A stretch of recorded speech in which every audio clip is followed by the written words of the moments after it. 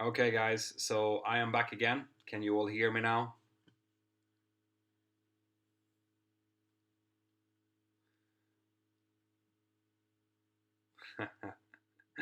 All right, guys, so I will never give up, but as you can see, I am now back in Spain, which means that which means that my internet is absolutely rubbish, and it can happen sometimes that it's being cut off. So I'm very sorry about that, guys. I hope that at least a couple of you are still here. It doesn't seem like. All right, we'll see if. All right, guys. Yeah, so I am back. I'll continue doing this for a little while. Um, so I was just about to answer the question that I had from Ofi Lele, okay, about if I've had a close call with another aircraft, and the question, sorry, the answer to that is yes. We've had a TCAS maneuver. I had it once flying out of Paris, where a small aircraft goes into the airspace. A private pilot was lost and he got into the airspace, and he caused a TCAS maneuver from our case. We had to climb, and get away from it. But apart from that, it is fairly rare actually to get into those kind of situations. So thankfully, apart from that, we're flying some like commercial airlines tend to fly in airspaces which are controlled, which means that it's less likely to be in the situations. However, I should mention as well that especially during the summer, we do fly into some German destinations where there is quite a few gliders around, and gliders are very very hard to see. They are very rarely connected. Transponder equipped if they're not supposed to fly within transponder airspace. And sometimes they get outside of the airspace they should be in, and then that can be problematic because it's almost impossible to see them. You only see them when they turn and they reflect the sun. Otherwise, they're so sleek that you can almost not see them. So during the summer, gliders tend to be a bigger problem. More questions. So, Vittorio Greco, hi mentor. Have you ever considered the idea of moving to a Boeing 777? Yeah, well, I am a pilot, so I do consider things like that. However, um, I have not. Um, I haven't really been interested in that kind of lifestyle. At the moment, I have two little kids, two little boys, and I can't bear the thought of being away from them on a regular basis for very, very long times. And if you're going to fly long haul, then that is your reality. And if I'm going to fly 777 as a direct entry commander, for example, or even as a first officer, it's more likely that I'm going to have to move down to the Gulf states, and that's not something that my wife is very interested on at the moment.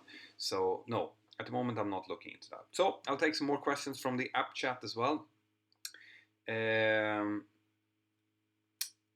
Hi mentor, can you give the meaning of some aviation phrases like Delta, Bravo, Lima, and so on? Yeah, those aviation phrases that you hear is part of the phonetic alphabet. Okay, we use a phonetic alphabet when we talk to air traffic control, when we want to make something very clear.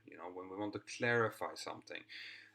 We talk instead of saying okay, it's alpha.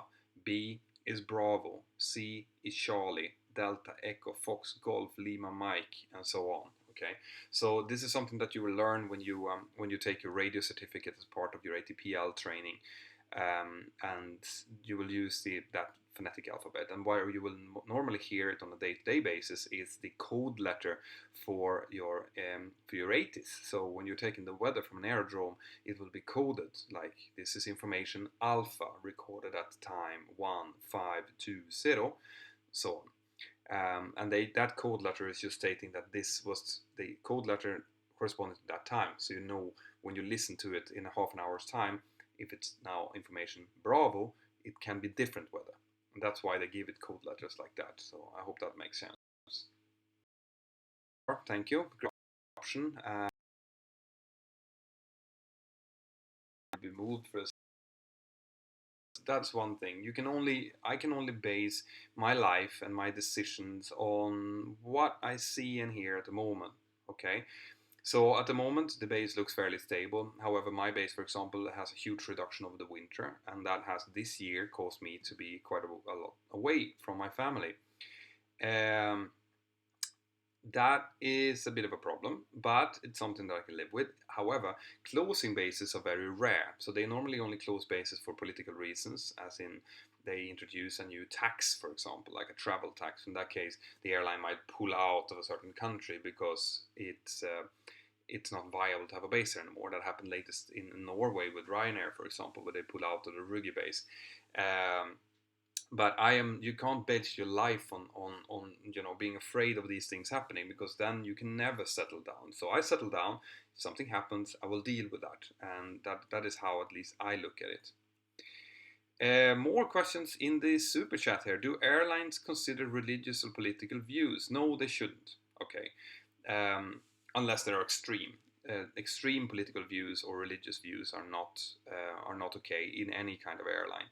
Obviously, especially after September 11th, and that goes for every kind of religion and religious views. That if you are a fanatic of some sort, you're probably not suitable to be flying an airliner. However, you shouldn't be judged or be discriminated against based on religious or political views ever. Okay. However, and this is something I always say when it comes to this, is you should never discuss politics or religion in the flight deck, because we're all political humans, and if you get into a discussion with someone who might be of a different political view than you are, well then you can come into really, really strong discussions, and A, it can have a negative impact on your CRM, and B, it can make you miss what you're supposed to be focusing on, which is flying and keeping the aircraft safe. Okay, so we try to avoid talking about politics or religion in the flight deck because of these things. It's better to have some chit chat about other things that doesn't get you so far involved. All right, so I hope that answers your question. Right, we'll take another couple of questions from the chat, normal chat here. So, is there Bogart Buskurt? Is there a rat in non-fly-by-wire jets, for example, the 737? No, it's not.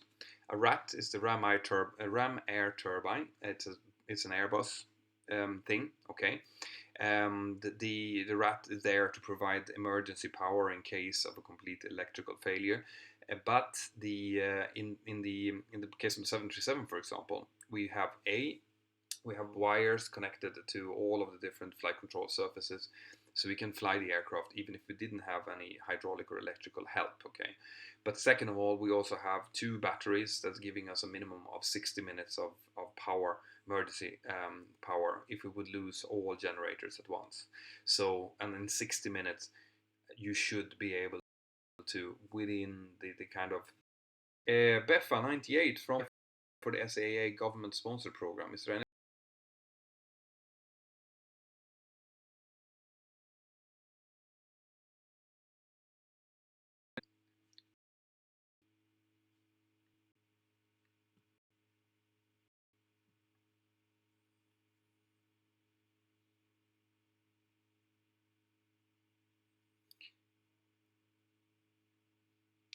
Okay, guys, so it seems like we're gonna have to call it quits here because the internet is just simply giving up.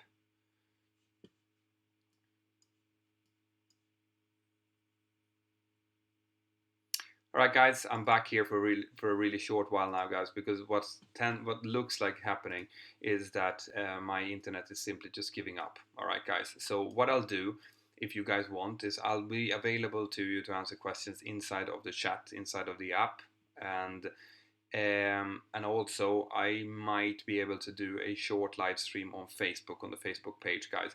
So what I want to do is I want to thank you all for coming tonight. I want to thank you for all your questions.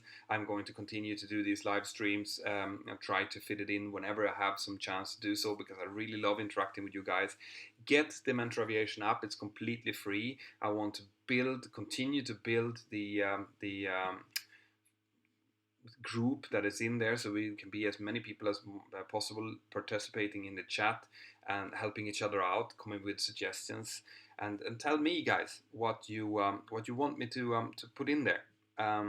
But for now, I want to say a huge thank you to everyone who participated. A special thank you to all of you who went into the super chat.